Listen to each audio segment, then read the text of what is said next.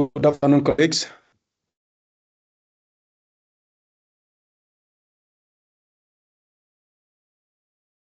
Afternoon, colleagues. Are you able to hear me? Good afternoon, Professor Ntambeleni. We can hear you well. Good afternoon. Thank you so much. Afternoon. Good afternoon. It is 2 o'clock. I think let's start. We don't have much time. We only got about 1 hour and 30 minutes for us to take this webinar through. Let me welcome you all, colleagues, to this very important webinar that we are hosting today. We are thrilled that you were able to join us this afternoon. And thank you so much for joining us. My name is Bernard Ntambeleni. I am the chairperson of the Research and Innovation Strategy Group of USAF, and I will be chairing this webinar. The objective of this webinar today is to disseminate the position paper on system-to-system collaborations to the sector, and also to share and also solicit your input with the document that has been put forward. As a way of background, USAF has been collaborating with the International Education Association of South Africa to draft a position paper that will guide the universities in engaging in the system-to-system collaborations. The primary objective of this webinar is to disseminate and discuss the salient points of the position paper to a broader audience, as I stated earlier, and also to make sure that we foster the comprehensive comprehension of effective system-to-system collaborations practices. We also want to use this webinar to gather your input suggestions, which can serve as a foundation for subsequent actions for the work of the RISG. I'm quite excited to introduce our presenter and also our respondents for this webinar this afternoon. I'm going to start with our presenter, Dr. Samia Kasi. I'll just quickly read for your record, her bio. That Dr. Kasi is the head of the International and Strategic Partnerships Office at the University of Witwatersrand, Johannesburg. She is an international education practitioner, a scholar, facilitator, and a consultant with a career spanning more than 25 years. Extensive experience in the field of higher education internationalization includes positions in the international offices of the German and South African universities, an agency of the European Commission, a South African representative of the British Council, the NAFIC and the German Academic Exchange Services, and most recently, the International Education Association of South Africa. Dr. Kasi is a member of the National Academy of International Education, based at the Institute of International Education of the Advisory Board of COIL Connect, and also of the International Education Association of South Africa's Forum, Directors Forum. I'll also, for the sake of the same record, colleagues, also introduce our 3 respondents. I'm going to start with Professor Aldo Strobel that I'm going to read, and then I'm going to come back to Dr. Kasi. Professor Aldo Strobel is an inaugural Deputy Vice Chancellor, Research and Innovation and Internationalization, appointed on the 1st of July 2023. The portfolio that he managed provides strategic leadership for all aspects related to research, innovation and partnerships, and executive management of the library, information services, and institutional centers and institutes. A recognized scholar in sustainable agriculture, Professor Strobel was also elected as a founding member of the South African Young Academy of Sciences. He is a foreign fellow of the Ugandan National Academy of Sciences, a senior fellow of the Pan-African Scientific Research Council, and an honorary scholar at the International Institute of Applied Systems Analysis, Austria. He was a former visiting fellow at Cornell University Institute for African Development. I'll also, colleagues, also read the bio of our second respondents, who will be Ms. Anissa Khan, who is a director of the academic services within the division of the global engagement at the University of Johannesburg. In this role, she is responsible for coordinating UJ's international partner network and sector-to-sector engagements.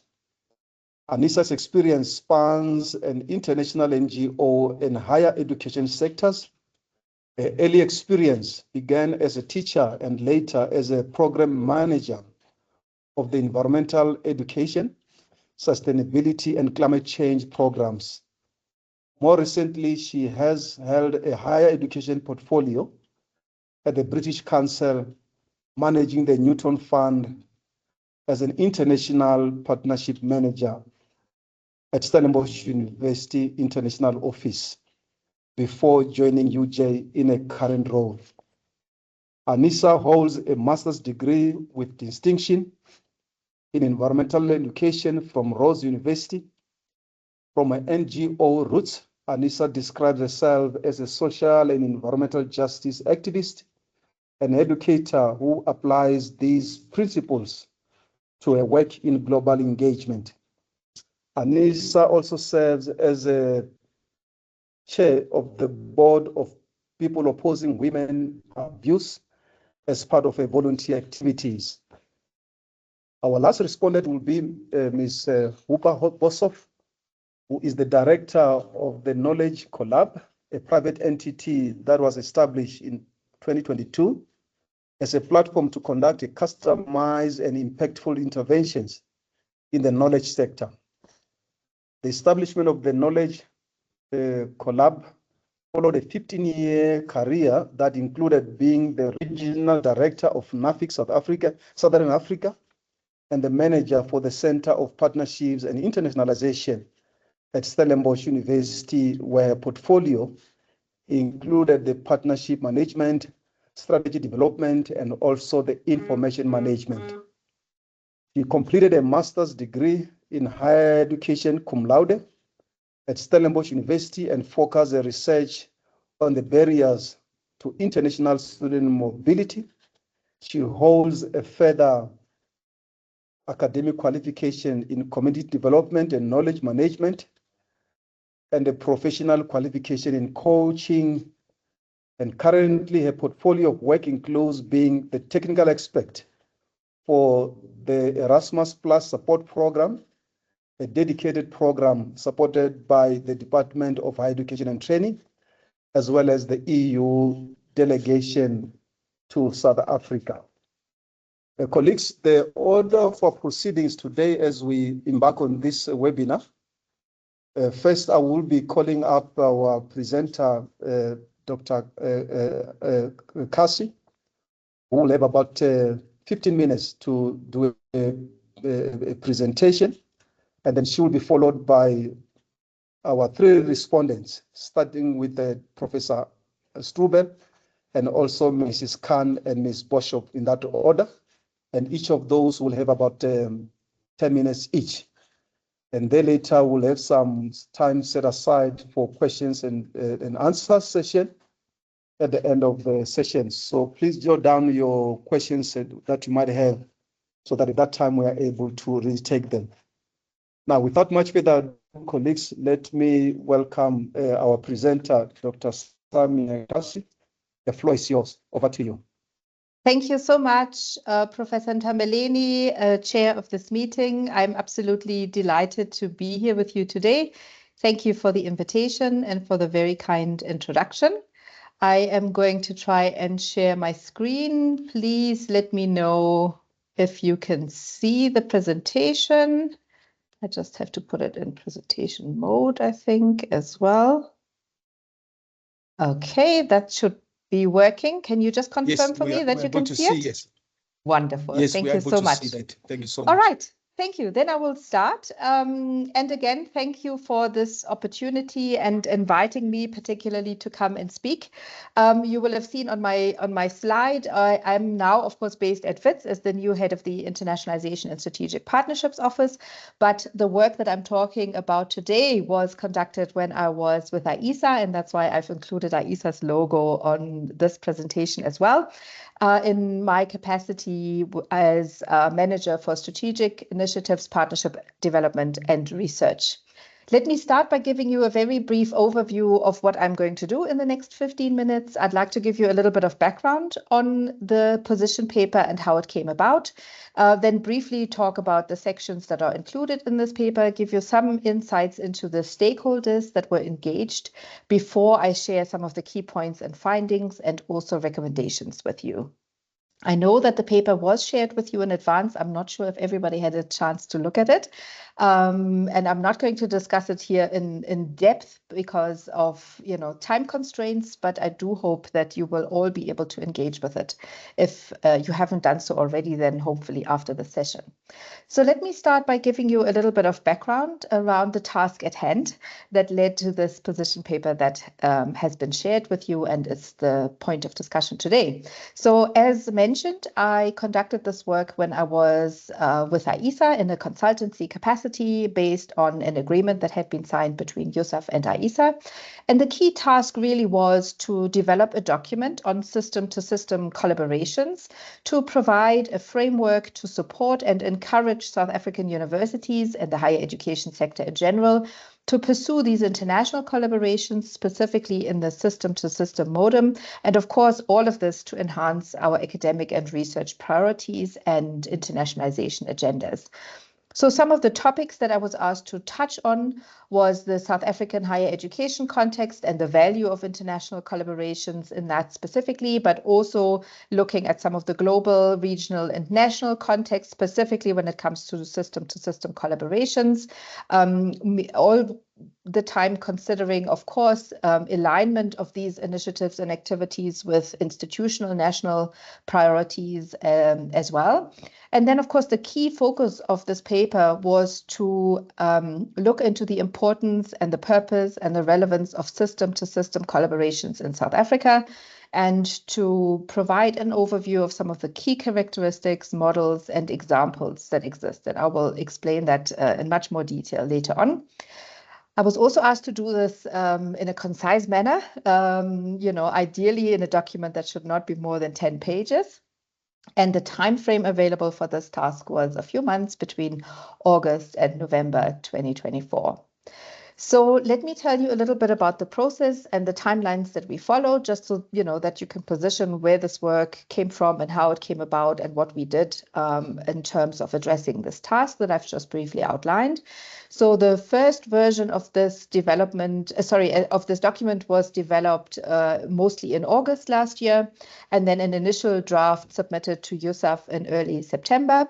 That was followed by internal consultations and a discussion at the Research and Innovation Strategy Group meeting on the 12th of September. And one of the key recommendations of this meeting was to actually engage some of the stakeholders that were directly involved in the examples of system-to-system collaborations. And so we developed a questionnaire and then use that as the basis to conduct a few interviews. And we also received one written submission in response to that questionnaire. On the basis of this data, we then updated and finalized the document. I submitted the updated version to USAF in early November. And then based on a few comments that I received, the revised, and I think that's the final version that is in front of you, on the 6th of December. So that is just the general background in terms of the time frame. When you look at the document that had been shared, you will see that it has a few key sections. I will just touch on them very briefly. There's really no time today, I think, in the context of this conversation to go into depth here. in terms of the sections of the document that set the background, particularly around higher education and internationalization and context, and looking at some of the key developments and also documents at the global, regional, and national level. Then looking more specifically at the South African context, first of internationalization and international collaborations in general, and then more specifically, of course, in the context of these existing system-to-system collaborations. And they're all mentioned here.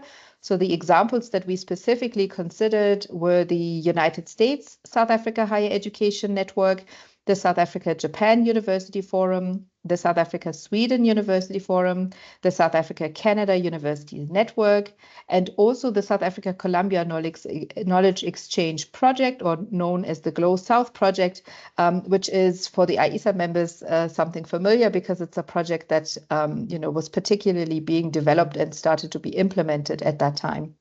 I'm going to share some of the conclusions and recommendations with you, and the document itself also contains references as well as a summary of the interview findings in the annex.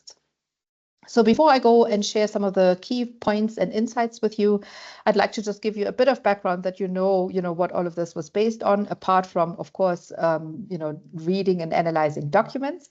But I did say that we engaged some of the stakeholders directly. And so the interviews that we conducted were 3. One with SAJU, and that was by far the biggest group of interview attendees representing both Japanese and South African universities. We did that in early October with Yusuf being present and also participating in the discussion. Then on that same day, we had a conversation with SAKUN representative from that leading Canadian institution, and also included a Yusuf representative because Yusuf in this case plays a secretarial role. And we also had an engagement with SASUF, an interview that was conducted in person during the ANI conference in October 2024 with the Swedish project coordinator and a South African representative. And then from the US South Africa Higher Education Network, we were unfortunately unable to schedule an interview, but we did receive a written submission to the questionnaire. And that, of course, also found its way into the general analysis. Now, I'd like to, again, not go into too much detail here, but just give you an overview of some of the things that are particularly important to highlight and note when we look at, what have we learned from these engagements around system-to-system collaborations. And the focus here is really on the South African experiences. So it's quite clear when we look at these 4 examples that there is no one-size-fits-all kind of model. There is no standard model. In fact, there is quite a diversity in terms of a variety of indicators. So, for example, if we just look at the duration for which these collaborations have been ongoing, the oldest one is SAJU, which was established initially in 2007, and many of you are directly involved in the latest developments around SAKUN. Perhaps we put that start date at 2023 or 2024, and of course we all are awaiting the first NRF call for collaborative research projects. So there's quite really a diversity in terms of how long and how active these collaborations have been. Also in terms of their scope, both in terms of the institutions that are involved, but also in terms of the activities, in terms of the academic, core functions or the core functions of our universities in terms of research, teaching and learning and civic engagement. There's also quite a diversity in terms of the numbers and types of institutions that participate in these programs. Perhaps just to give you one example in terms of the numbers, SASUF, the Sweden University Network, is the network that includes all South African universities as partners, but that is on the South African side, not on the Swedish side, as many of you know. But in all of the others, there is not that kind of level of 100% representation across the country. Of course, the system-to-system collaborations and the examples that we looked at vary quite considerably in terms of their governance and coordination structures. Again, perhaps it's fair to say that SASUF, the South Africa-Sweden University Forum, is by far the most established, I think, and most structured in that regard. And many of you are very familiar with how this network and this forum operates. And of course, the last point that I wanted to make here is that funding models also vary widely. I'm going to speak a little bit more about this when I talk about the findings. One of the important points I think to note is that, and this was one of the things that I had specifically asked to look at, is, are these initiatives and projects and activities aligned with our national, regional, and to some extent also global frameworks and priorities? And I think it's encouraging to find that this is indeed the case. Of course, to varying degrees, but many of you will not be surprised that a lot of the frameworks that we generally refer to as Agenda 2030, Agenda 2063 on the African continent, of course, our transformation agenda, particularly in the South African context, National Development Plan, and of course, also key documents that speak to internationalization, including the DHET policy framework, but also, for example, the DST back then in 2019 when it was published white paper. And I think that really is quite important to note and encouraging. Some of the other things that we found is that universities really serve as key drivers of these initiatives. I think that is important when we talk about higher education and who, has ownership and who brings other stakeholders and partners on board. And of course, there's quite a variety of stakeholders and partners, from government departments, from research organizations on other national bodies and authorities, to diplomatic missions, and to some extent also industry partners, etc. But again, to varying degrees. Funding, as I said, is very important, and there is again no consistent model that we can say assists these kind of engagements. There are diverse sources, in some cases that are available at the national level, in some cases that are linked to governmental initiatives and programs. But I think overall the impression really was that there is no sustainability necessarily that is built into these existing initiatives. The role of the NRF was highlighted, though, as an important strategic partner, particularly around funding mechanisms. And as I mentioned, as we are awaiting that SAKUN call, which will be published through the NRF, I think that will cement this role even further. Then in terms of the structures, many of you are quite familiar with how these networks operate. Some of them have secretariats at institutional or national level. Many have leading houses in terms of universities on both sides, in South Africa and in the partner country, that kind of like take on that role of, steering the conversations, coordinating it centrally, etc. Two examples to mention: Carleton University is really serving that role for SAKUN, and of course Uppsala University for Sweden. And on the South African side, we have USAF, who plays an increasingly important role as a national secretariat. The activities, as I mentioned, are really mostly focused on research and on student and staff mobility in the context of research, but also on joint events. Many of you are familiar with the SASUF events, for example, or the SAJU University Forum conference. And in the context of our national examples, one of the things that we discussed in the interviews is, really also that there is a global north focus in terms of the countries that we are engaging with. We had a bit of a nuanced conversation in the case of Japan. And of course, the Colombia project, the Glow South project that AISA was involved in at the time and that is still ongoing, is also quite important because it really kind of like stands out as, a south to south collaboration. It's not, at the same level of a network or a forum in the way that some of the other examples were established, but we thought it's worth mentioning in that regard because it really was set up as a project to specifically foster and promote South-South collaboration between South Africa and Colombia in this case. And some of the challenges and success factors, I think a lot of this will not surprise you, and they can be both challenges when they are not available or not present, and success factors when things work really well. So some of the key things here, but again, for everybody who is involved in partnerships, these things I don't think come as any surprises. It's important to have a shared vision and objectives and to kind of like agree and discuss these right at the outset. SAKUN was a very good example about how these conversations happened. Consideration and commitment to equity and inclusion, but also diversity. And diversity in the context of institutions and fields that I kind of like briefly touched on, but also diversity in the context of implementing these partnerships. At the coordination and implementation level, for example, it's important that we acknowledge and respect different cultures and different academic cultures in particular. So these are some of the things that were highlighted. Of course, it is important to have broad-based support, and that applies at the institutional level and, of course, at the national level as well, to regularly engage with the partners and communicate. And, of course, ideally to have dedicated resources available at the level of funding, but also at the level of staff and leadership support. So the recommendations that are highlighted in the document, and again, I'm not going to discuss this in detail, perhaps the respondents will take up some of these points, or of course we will have some time at the end for discussion.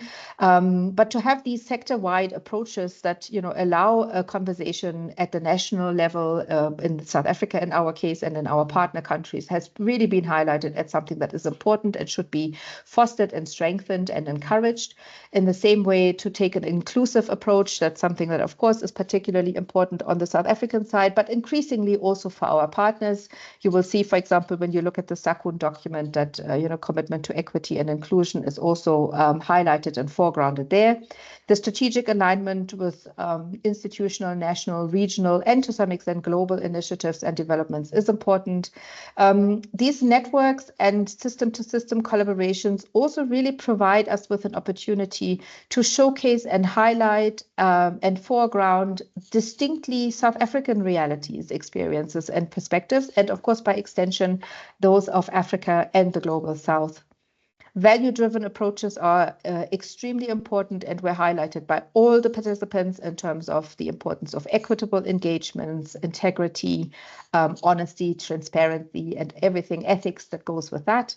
As I said, activities across the core functions of universities is something that should be strengthened even further to move not away from the focus on research, but to extend it also to teaching and learning and civic engagement activities. And of course, this aligns with the concept of comprehensive internationalization that says really internationalization is across the institution and affects all administrative and academic units within the university. And this also allows us to look at some of the cross-cutting issues. The importance of governance frameworks and those for monitoring, evaluation, and learning were highlighted. Resources, strategic stakeholders, I don't think I need to go into the detail now, but also that question, can we continue and have a conversation around a national contact point for South Africa to facilitate and assist institutions, many of which have very limited resources and capacities to drive these processes, with some of the central functions around administration and coordination and advocacy. I think that's another very important point. So I would like to conclude this short presentation to say, I think this development of this position paper and the presentation here today is a really laudable initiative and very important and timeless by USAF and specifically the Research and Innovation Strategy Group. So thank you very much. It was a wonderful opportunity and occasion, I think, to take stock, to compare perspectives, to learn from each other.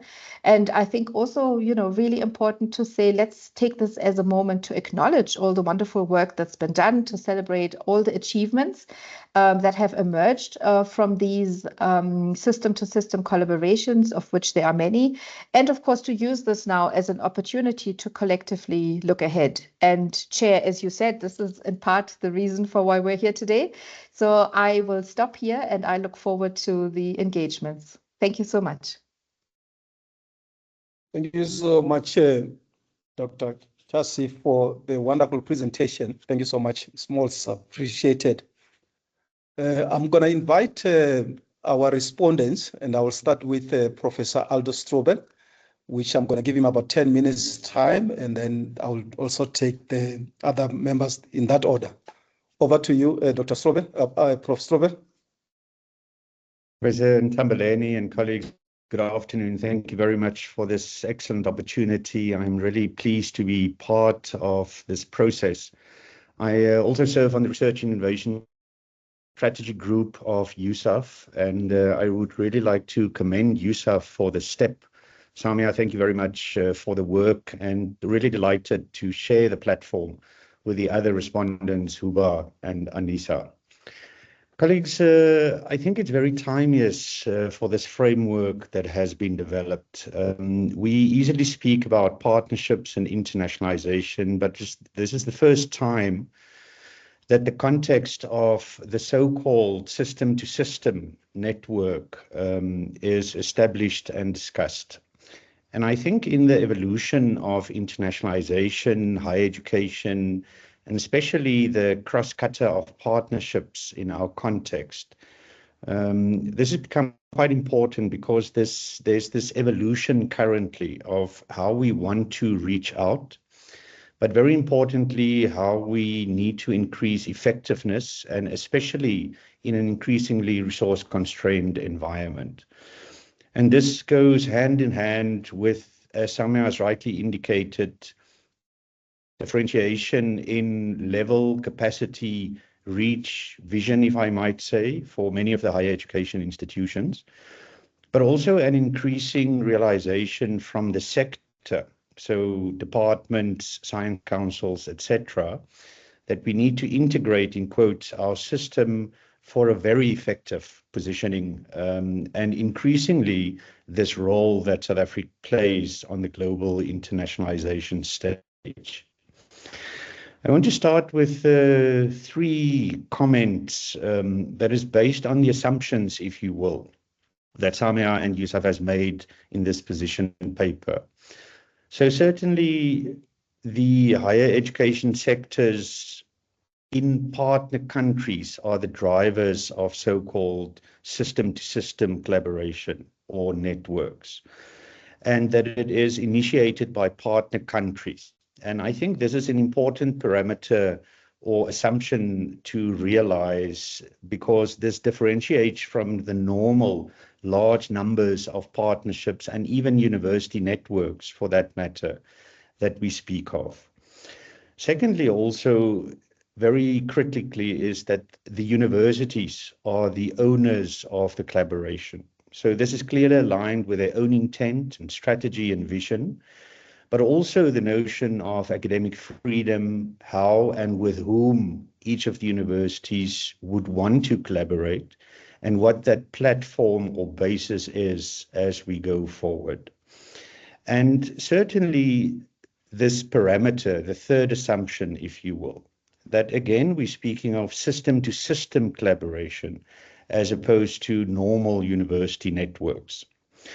So with those 3 aspects in mind, please allow me then to comment and be a little diplomatically critical also about the approach.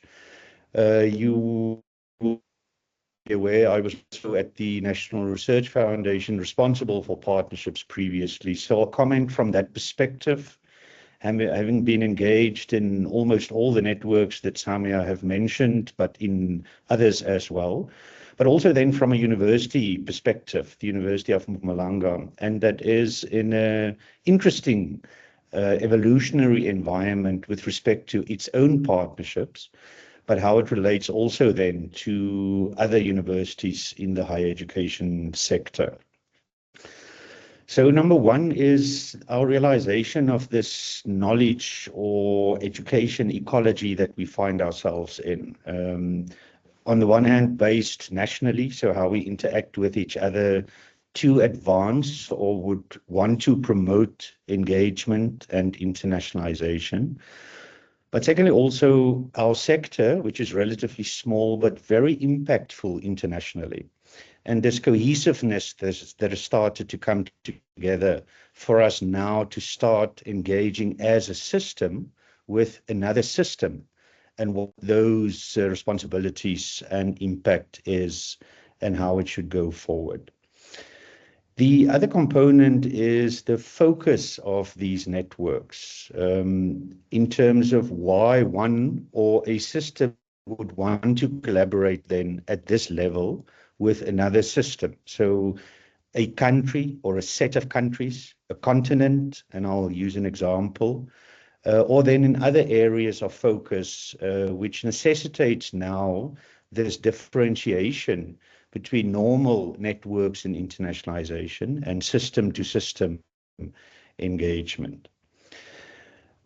Numerous examples exist of why this is effective. And this is very much based on an understanding of resourcing available, the vision or who the ultimate lead is within this system, and certainly also the intent, as I've mentioned. Why would one would want to escalate it at this level now to start differentiating and defining a system-to-system approach? There's numerous advantages for this escalation. And one prime example, and as I've said, a continental system-to-system, if you will, is the Africa-Australia University Network, which I co-chair currently as the Africa co-chair.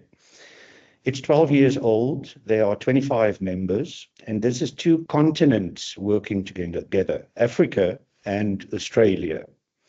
And this brings a very different dynamic from system to system at a country level that works together.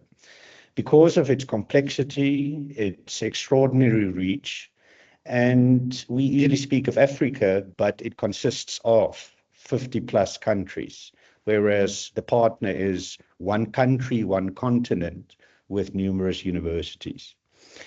And that is an interesting differentiation because we sometimes neglect to think of the national or that systems approach that is not always coherent in its approach to higher education or the way or the mechanism for internationalization.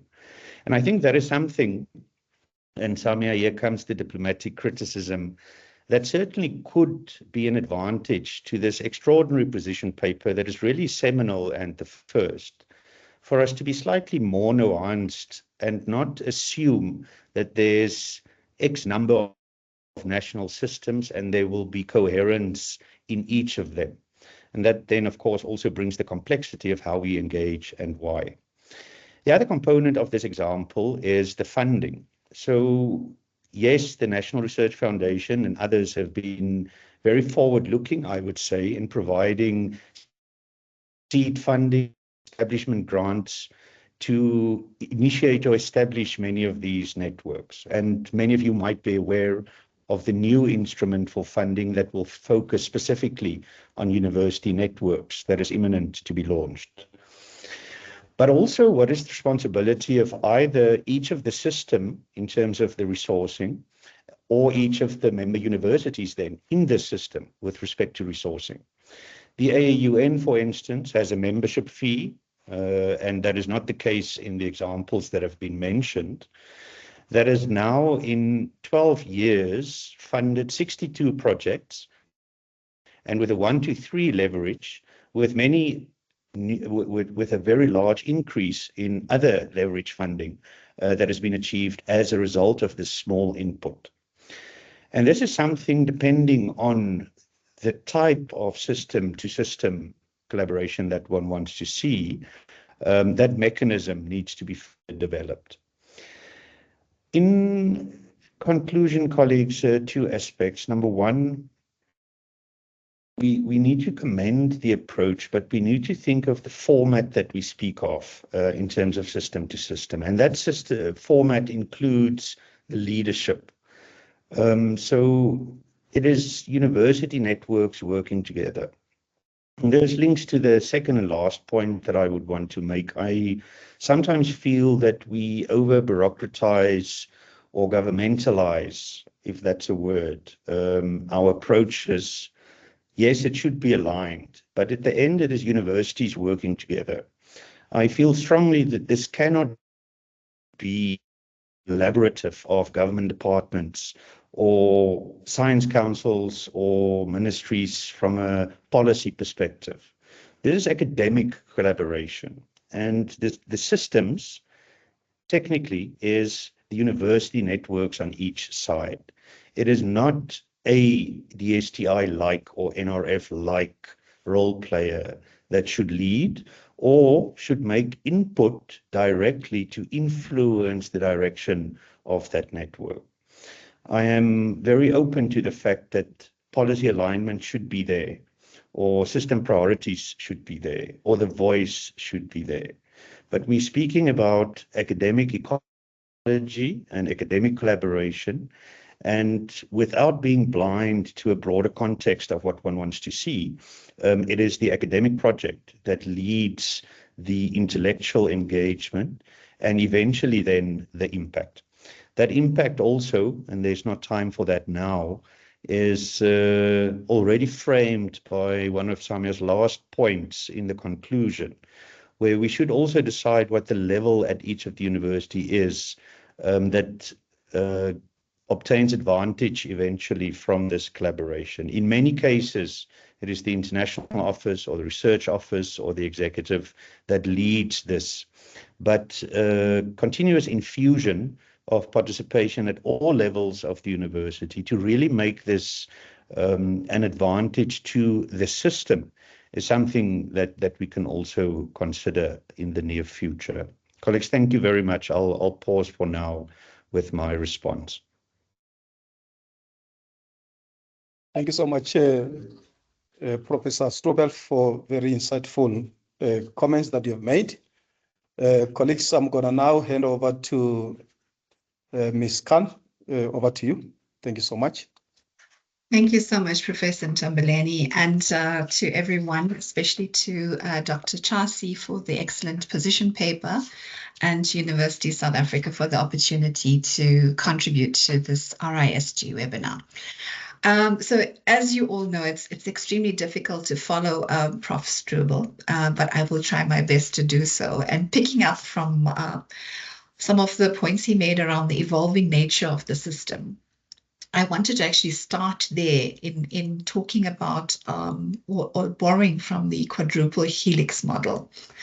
So when we're talking about systems, the system, the way in which the position paper has looked at the system has been very much from the perspective or the internationalization lens. But if we look at the system more holistically in terms of research, teaching and learning and innovation, what I have been seeing in my sort of practitioner's experience and drawing from the South Africa-Sweden Universities Forum Advisory Group, to which University of Johannesburg is part of, we're actually seeing this kind of evolving nature taking place in terms of, firstly, looking at the entire system of research and innovation, incorporating elements to linking with society, business and industry linkages, a greater emphasis on entrepreneurship development, and also looking at how we can evolve or devolve the coordination of these networks.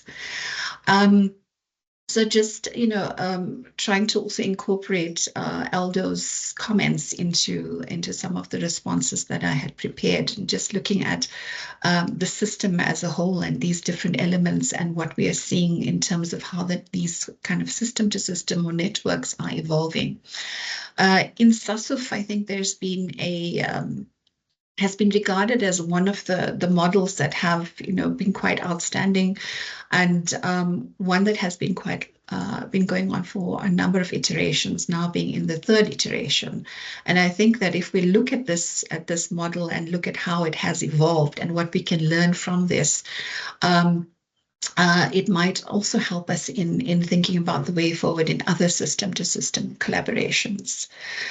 The position paper also refers to policy alignment and policy integration. And again, I think Aldo has kind of kicked that back in terms of talking about the educational and academic ecology and the academic project.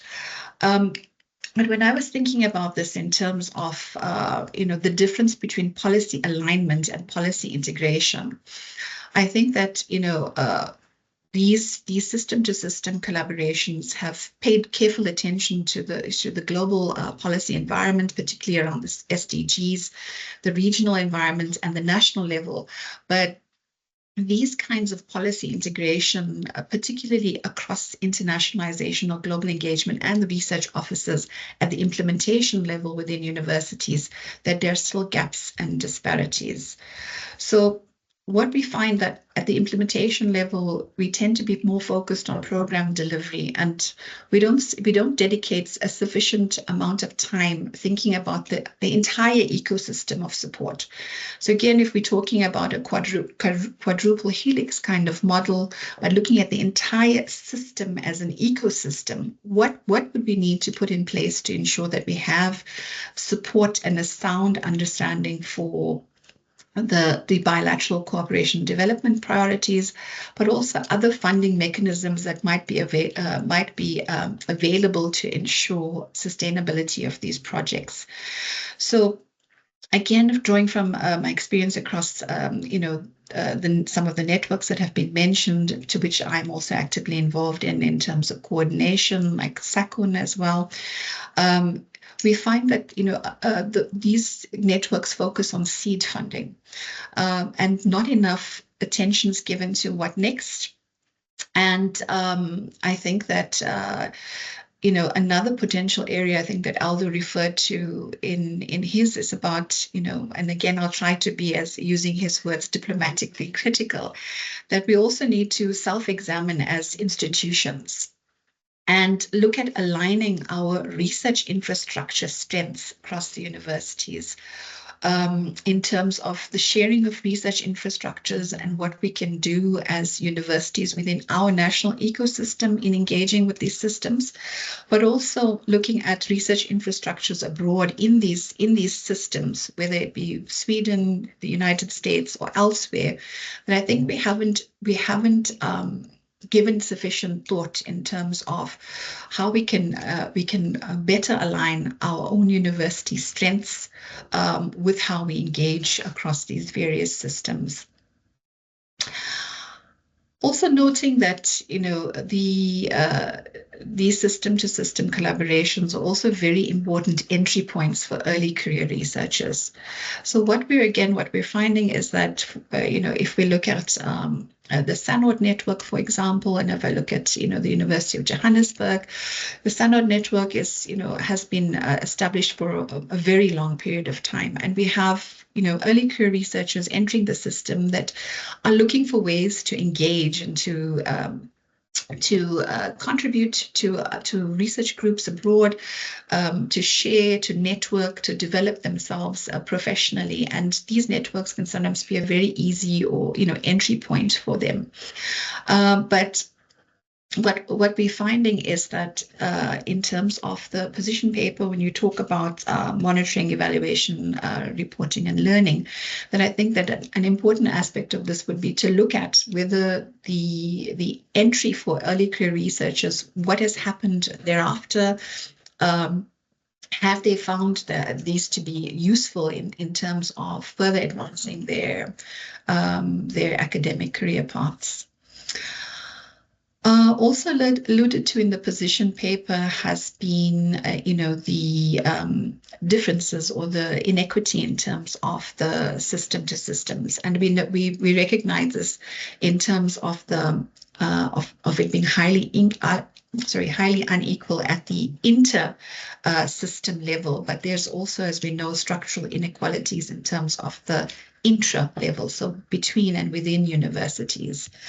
So the capacity for universities to engage fully in these networks is also unequal. And these historical inequities also lead to legacies in terms of a variance in our capacities as universities to engage. So, for example, universities themselves have very different access internally to their to understanding or having data around research capacities, research strengths, alignment across priority research themes. So you might find that some universities which have been historically advantaged have very easy access to this kind of data, and therefore their capacity to engage in the network is actually far easier. There's more research support provided, whereas for universities that are historically disadvantaged, that they have less of an ability or less capacity to fully engage in these networks. You also find that, there are so many system-to-system collaborations that you have academic fatigue taking place, multiple requests for data on research priorities and research themes across the various networks, that although they align to the bilateral priorities and in many cases to the national priorities, there isn't still a system where we can say that, for example, if we're looking at One Health, that across all the universities in South Africa, if we were looking to build, strong system-to-system collaborations, who is it from the various universities that can contribute and can, engage more fully in these systems? Also, I think Zamia has covered it in her report around funding mechanisms to support institutional coordination, also hampered by structural inequalities, and what Aldo referred to very beautifully as the educational ecology. How do you ensure equity in opportunity between the South African partners themselves, and transparency, for example, in hosting or rotating the hosting of the various systems or networks? So I think we don't yet have, a democratic process in place to look at capacities for hosting, equal opportunities for this, and potentially, putting it on the table that, should we consider a system for bidding to host various system-to-system collaborations. Also, in terms of the funding model, or this is my final point, I'm not sure how much time I have left, but the funding model also, as I think Aldo also pointed out, relies very heavily on funding sources in the northern partner country most often. And in this case, this means that we become much more susceptible to risks posed by geopolitical changes and changes in strategy. And we've seen this with the United States, but also in the Netherlands and in Canada, where countries are becoming increasingly more insular.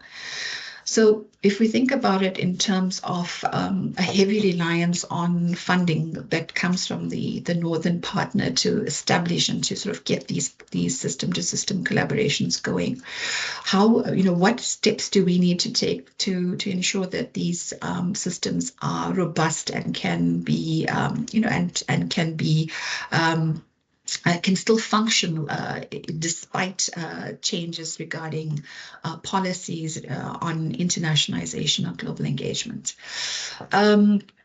This might also, be mitigated through thinking about more longer-term sustainable funding at a national level to support this, in a similar way that, other research programs like, the research chairs, etc., looked at as longer-term funding models. So, and I know that there are efforts afoot for greater funding support at a national level, but it's also quite fuzzy in terms of how this takes place. And as a final point, I know I can see Prof. Ntambuleni giving me the indication that I need to hand over, that there's a lack of integration in terms of the sustainability, in terms of looking at global research funding mechanisms. So for example, the Horizon Europe Africa 3 initiative that was recently opened. How do our engagements in these system-to-system collaborations sort of feed into other initiatives? And, we saw in the webinar that Germany had the highest number of Horizon Europe funding applications that were successful, yet Germany is not part of any of these system-to-system collaborations. And we also saw that, for example, the University of Cape Town had the highest number of successful applications, and not necessarily engaged in all of these system-to-system collaborations that we're speaking about as well. So I will end there, but thank you very much again for giving me the opportunity to add my thoughts to this webinar. Thanks. Thank you so much, Alisa, for a very wonderful insight and the way that you've handled that. Thank you so much. I'm going to hand over now to Uba. for your insight also as a respondent. Over to you. Thank you very much, Chair and colleagues. Good afternoon. It is wonderful to join you this afternoon. I perhaps come in at a slightly different angle. I no longer have a single institutional responsibility. And so my comments this afternoon and reflections also very much stem from my position as the technical expert for the implementation of the Erasmus Plus support program that is specifically aimed at looking how South Africa strengthens its position within the Erasmus Plus program. And this is specifically at Erasmus Plus, not the broader EU funding mechanisms that I will briefly refer to as well. But perhaps in that light, and although South Africa EU does not fit into the strict definition of system to system, I think it's important to note also this diversity, and Aldo also mentioned this slightly nuanced approach to networks that I will also pick up. South Africa is, of course, the only key strategic partner on the African continent for the EU, and therefore I think there's also a lot to learn from this collaboration and how that can potentially contribute also to a broader understanding of system-to-system collaboration. So allow me to pick up on a few points, and of course, as Anissa said, it's not easy to speak either after Samia or Aldo or her, so now I have the combo, but maybe there's also an opportunity to draw a few things together. My first point, and with permission, is maybe also to say one of the glaring gaps that I see is that in this position paper, that is most certainly a seminal work and really positions us to think in a more nuanced way in how these innovations in collaboration contribute to internationalization and, as Aldo has said, more broadly to the academic project. My consideration would be that the glaring gap is there's no system-to-system network that was brought into that showcases South Africa to another African country. And so my question would be where we find ourselves within policy position within the national policy framework that South Africa, SADC, the rest of Africa. What is the role that South Africa should play in initiating such system-to-system collaboration on the continent? There are, of course, examples like the Science Granting Council's initiatives that the NRF is responsible for, that again does not fit into this strict definition. But I do think there's something to say in how we as a country can leverage that policy positioning that we have set out. And as we have celebrated Africa Day on Sunday, and I have been heavily involved this week in Africa Week activities at various institutions, I think it's also important that as institutions we critically reflect on the role we take towards Africa and setting up such system-to-system networks also on the continent. Because very rightly so, this is a mechanism, a system-to-system network to better understand on the system level. The second point for me, and again, this is not, as Aldo said, to over-politicize, but when we talk about system-to-system collaboration, it's not only two country systems coming together, but also very much the system of South Africa coming together, however we define that. And one of the gaps that we have identified and that various authors looked at, including, I think, Samia, yourself, and Savu Hileta, is also looking at the vacuum that's been created by the internationalization policy, where there is no interministerial coordination or another coordinating mechanism of some sorts. And so, again, the idea also resonates within the position paper to say it is not a one-size-fits-all, and it is not a mechanism to over-regulate. But what is the role of interministerial or national level coordination to create an enabling environment that should contribute also to the values of inclusion and equity? That is stated as one of the mechanisms of these networks, but that we might have to reconsider whether it actually hits on the level of implementation.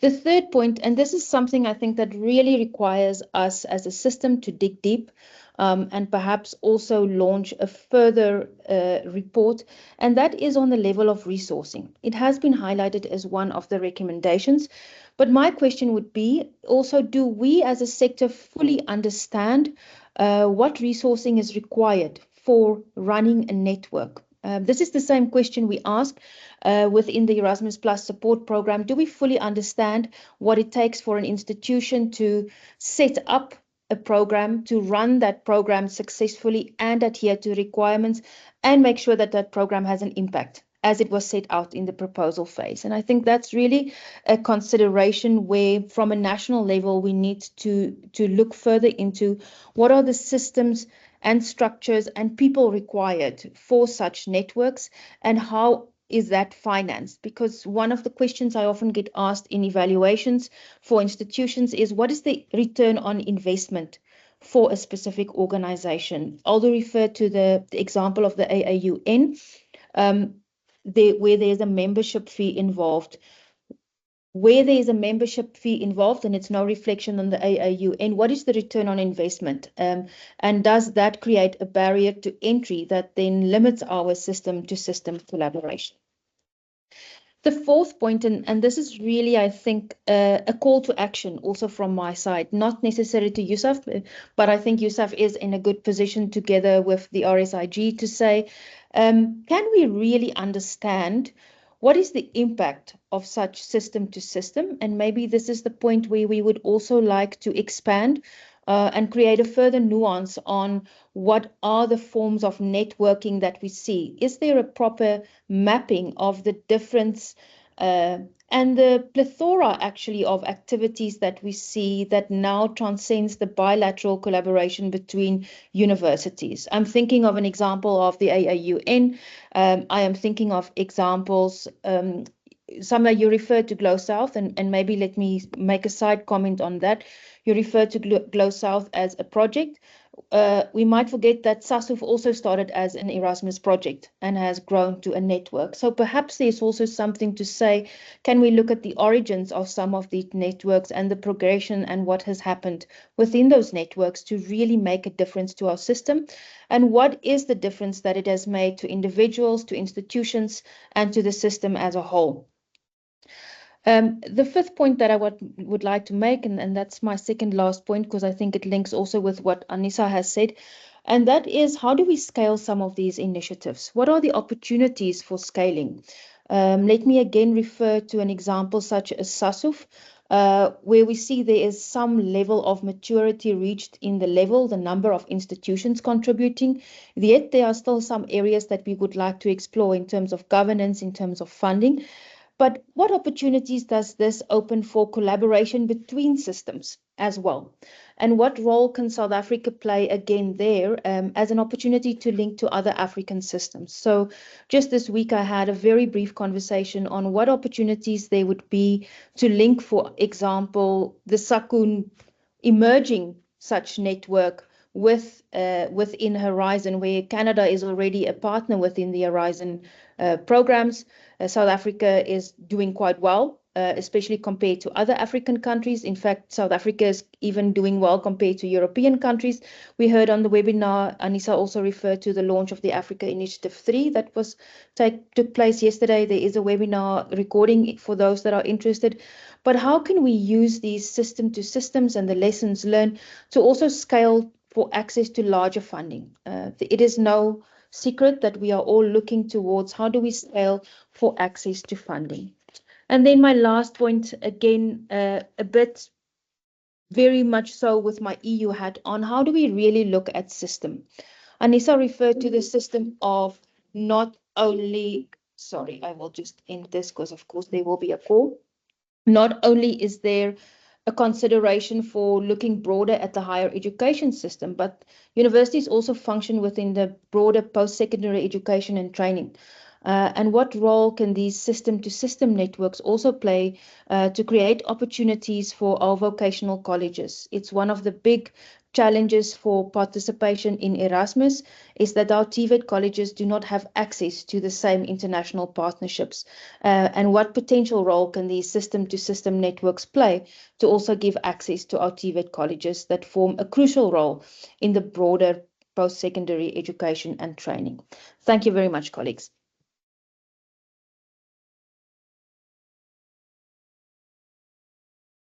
Thank you so much, Ms. Bosso, for the very insightful element and angle that you sort of pose. Colleagues, I'm going to just give Samia maybe just about 3 minutes just for you for reflections on those 3 respondents, and then I'm going to invite other colleagues to say if there's any questions that they would need to pose. Over to you, Samia. Thank you so much, Chair, and thank you so much, colleagues. I am absolutely delighted about all the perspectives and insights and suggestions and calls to action, that you have shared. Really such valuable and diverse perspectives based on your own different angles, experiences in the sector, and the need that you see that we need to address. So just a few observations. I'm not going to engage with everyone's responses. I think that would go too far, but just a few points that I would like to make, having listened to your contributions. A lot of what you say resonates with the conversations that I had with representatives of these different networks. And I think one really cannot do any justice to the complexities of the issues at hand in a 10-page document or in a 90-minute webinar. And part, I think, and you have highlighted this, of the importance of this paper is that I think it serves as a discussion starter. And so just a few things about what you've highlighted, and again, not a comprehensive list, but some of the things. We spent quite a bit of time trying to define the system to system and what we actually mean with that, and to kind of like delineate it from some of the other initiatives, some of which you mentioned and some of which you will see are being referred to in the paper. But particularly moving away from this country-to-country understanding, which is the core understanding of the position paper in terms of system to system, but to bring in that continental engagement, but even also different ways of looking at systems, like Anissa, the points that you made about quadruple helix models, et cetera, et cetera. The other thing that I want to highlight is that really South Africa emerging as a leader in terms of these system-to-system engagements. We've had conversations, for example, with our Canadian colleagues who said, part of the negotiations and the discussions and the deliberations on the Canadian side was there was no precedent in Canada, for them to kind of like say, this is what we are hoping to achieve. And so SASUF has served, I think, for many reasons, but also as a kind of like a go-to reference point to say this is an example of really good practice in this case.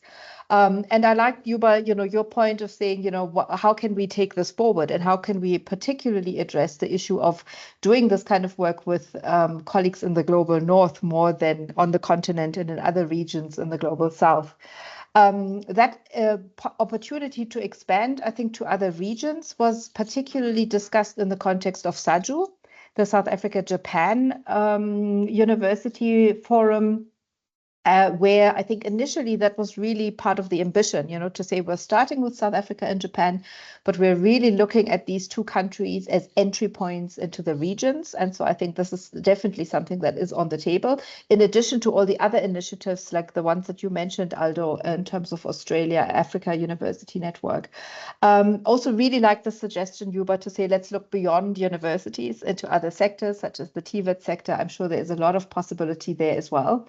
And thank you. I think, the other thing that I thought about, looking at the time that has passed since this paper was finalized, we now live in a completely different world. I think that is also very obvious in terms of, the geopolitical changes that affect the work that we do, definitely in terms of funding that is available for some of our international collaborations and partnerships. And perhaps just to mention as a follow-up, Aldo, to the point that you made about SASUF, that of course there the funding model has also changed because now the South African members or all the members are actually making a contribution, a financial contribution to the network as well. So I think this is definitely something that needs to be taken into account. And for me to close this point, one of the recommendations in the paper is the need for further scholarly engagement and research on exactly these issues. I think you've highlighted so many already today, kind of like that could serve as research questions for us to engage further. And I see what would be particularly interesting would perhaps be as a starting point to also have case studies, for the system-to-system collaborations themselves, but also the international experiences and institutional experiences, rather, Anissa, that you spoke about, and to look into the translation of what we are trying to achieve in the context of these system-to-system collaborations. But what does this mean at the operational and implementation level? How does it relate and translate to our institutional structure structures and capacities, etc., etc. So colleagues, thank you. For me, I think, and I know this is not yet the end of the conversation, but I just wanted to share these kind of comments in response directly to the 3 contributions that we've had. And I'm really so delighted that we can have this very rich and engaged conversation today. So back to you, Chair. Thank you so much, Anissa, Samia, for a very wonderful summary in terms of the issues that have been raised, and also the contribution of the 3 respondents. Colleagues, we do have about 20 minutes or so, and I want to invite colleagues, just for some questions that you want them clarified. I see there's a hand. Let me see, Sarah, over to you. Maybe you might just need to introduce yourself also, which institution you come from. Certainly. Can you hear me, colleagues? I'm not putting on my video because I'm in San Diego and I'm in my pajamas. So, but anyway, I'm very, firstly, I stood up early, woke up early because I wanted to attend this, because there's some things that's also for me important. We have a strong link at Stellenbosch with the Japan Center of SAJU, and it's close to our heart there. Just from my side, I think it's an important document. I've just got 1 or 2 comments. I think the one comment is just that, so we're talking here sector to sector kind of engagement, and we're talking a lot here about national to national. But what we've also seen happening now is regional to regional kind of collaboration. So let's say Czech, for example, in the Western Cape, collaborating with the Berlin universities or the Bavarian research universities. So I think we must also think about it not just on a national level, but also on a regional level. And I also just want to have one comment just about what I think Prof. Strubel said, is that yes, I agree there should be policy directive on a national level in terms of direction for these type of system to system collaboration. But I also believe that the organicness of it must not be how can I say, the flame must not be blown out by too much policy and too much central directiveness. The organicness is a very important part of these systems. And then the last question is, and I think this is something that we need to work on as South African internationalization practitioners, is that I know that this reference in the paper made to a value-based approach, and we are making reference to some of our Global North colleagues that have written extensively, like the Finnish one, for example, on responsible internationalization. I strongly believe that we need to, as South Africa, we need to develop a response to how we understand responsible internationalization, because I do believe that there is a misunderstanding in terms of responsible internationalization sometimes between the Global North and Global South. And I use those 2 words very sensitively. Sorry, I just wanted to make those comments. I'm very excited about this document, but I really do think that this is a good step ahead. But I just wanted to add some comments. And Samia, kudos to you from here, from and also the colleagues. I thank you for the work on this. Thanks. Thank you so much, Chair. Colleagues, let me take, if there's maybe another point of comment, and then I'll allow Sami and the respondents just maybe to share briefly, and then we see how we close. Any question, colleagues, from your side? I don't see any hand. Samia, let me give you maybe a space just maybe to make some reflections, and then I'm going to also invite the respondents. Yes, thank you very much. Thank you so much for getting up so early, Sarah, and for joining us. And thanks for speaking about the center at Stellenbosch, particularly in the context of SADU, but of course you have experience with all the others as well. Just to say that organicness, that's the term that you used, is particularly important. And Prof. Strobel, I don't know if you remember, but this really also came up in our conversation, particularly around SADU and how important it is. And I think it was reflected in the presentation and in some of the comments that you made in that point that the universities must be taking the lead in these engagements and not, be guided and be informed and be aware of national, regional, and global policies and directions, etc., but really be guided by the academic project. And I think that's a point that came across very, very strongly by the contributions that you made. So just also to highlight, I think that is really important. And what you say about the value-based approach, particularly when it comes to responsible, equitable, mutually beneficial partnerships, it is still something that we often look to organizations in the global north, that have developed these documents around what it means to work in equitable ways. One of the documents, of course, that we can refer to is the Africa Charter for Transformative Research Collaborations, which I think is a really important framework document for us to engage. And I like the idea of developing a specific South African research paper, perhaps, or a position paper or a statement.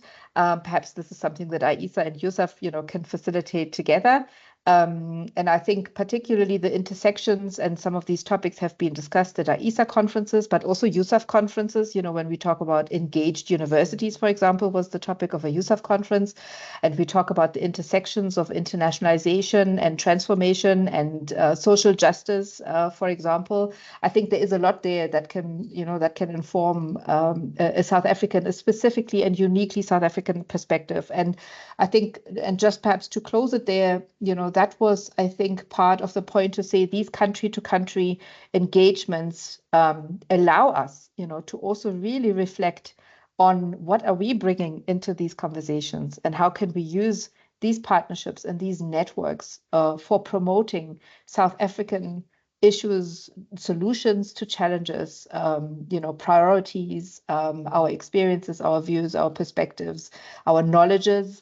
And I think all of that really, is important in the bigger context of what these collaborations mean to us. And I think one of you said, it's also this question about, are we responding to others to come to set up these partnerships with us? Are we actually being more proactive? I think, Yuba, that's the point that you made in terms of the African context in particular. And of course, that comes with the need to be very careful and considered and nuanced in our approaches, particularly regarding the role of South Africa on the African continent, if we take that as an example. But we certainly, particularly in our institutional approaches to internationalization, where Africa features prominently, where BRICS, and now BRICS Plus features prominently, I think these are ways, for us to bring all of those kind of points together. So yes, thank you, Prof. Ntambeleni. I think I will leave it here and then hand back over to you. Or to the respondents, as you said. Thank you so much. Yes, I'm going to now invite our respondents. I'll start with Ms. Boshoff, just very briefly as we conclude. And then after you, I'm going to invite Anissa, and then I will end up with Aldo. Over to you. Thank you very much, colleagues. This is really, I think, Samia, you said it well, this is the start. Okay? And although it's a reflection on what has been done, I think it puts us very squarely in saying, where do we go from here and how do we use this? So to put it very much in coaching language, I think one should not forget what is the why? What is the why for why we engage in these international networks? And for me, I think you said it as well, it's really about positioning South Africa and about strengthening our system and about creating opportunities. And I think that is one of the things that we also need to look into in terms of how do we go forward from here. Thank you very much. So much. Let me invite Anissa. Sorry, I preempted. It could have been Aldo that you were choosing next. Yeah, I think that, it's been well covered, and thank you also to Sarah for it was lovely to hear a familiar voice, and as Samia said, the dedication to wake up very early to contribute as well. I did put it in the chat as, in terms of, I think that, what's on my mind right now is where to from here in terms of both the position paper and also the insights from the webinar. It'll be really wonderful to hear from USAF and the RISG in terms of how this might influence sort of the development of the fund for networks that was referred to from the National Research Foundation perspective, and what does this mean for new system-to-system collaborations that are still in that sort of formative stage. And I think SACUN would be one of those in which there's potential to include a lot more of the kind of equity principles that we spoke about, and kind of craft it in a way that could be potentially different, or could make could become a model that takes all of the lessons learned from across SASUF and others, and that we can build together as a sector. Also, in terms of the region-to-region collaborations that Sarah mentioned, I think it would be wonderful also to think about the region-to-region collaborations across the African continent. I think Huba also spoke to this, and I think that would be a lovely development area that perhaps we could have another engagement talking about that. For example, North Africa, West Africa, etc. So just on the continent itself, what could we do in terms of region-to-region collaborations? Thanks so much. Thank you. Thank you so much, Lisa. Let me invite Aldo. Professor Ntabeleni and colleagues, thank you very much for this really interesting and insightful discussion, and beautiful comments by the two respondents. I don't say three, I mean Huba and Anissa. Colleagues, so a couple of points from my side. I very much agree with has been raised by Anissa on fatigue. So numerous universities belong to numerous networks. And this additionality, certainly one sees the strategic value of it, but a focus and real need is important. And that links to the notion of our Africa system engagement. And there's also fatigue with many leading universities on the continent and others.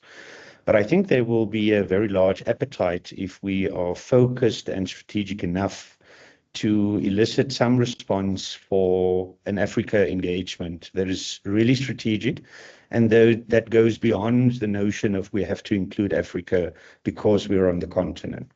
There's scope and real value in that lying ahead. The other component that Sarah mentioned about the organicness, I will take away from this as one of the principal aspects. And that loops back to the notion of what next.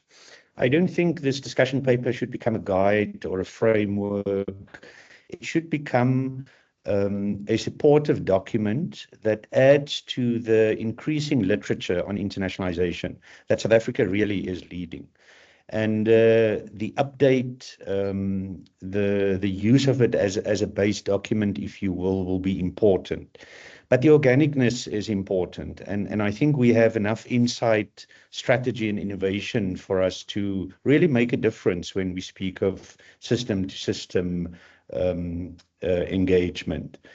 Very lastly, Samia, you mentioned this, that you've spent an inordinate amount of time on trying to define what a system is, or system to system.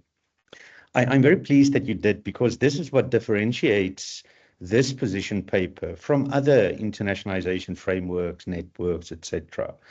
And perhaps it's something one can continue to discuss in order to eventually and strategically contribute to the discussion of effectiveness, value, participation level, again, the organicness of this, etc., etc.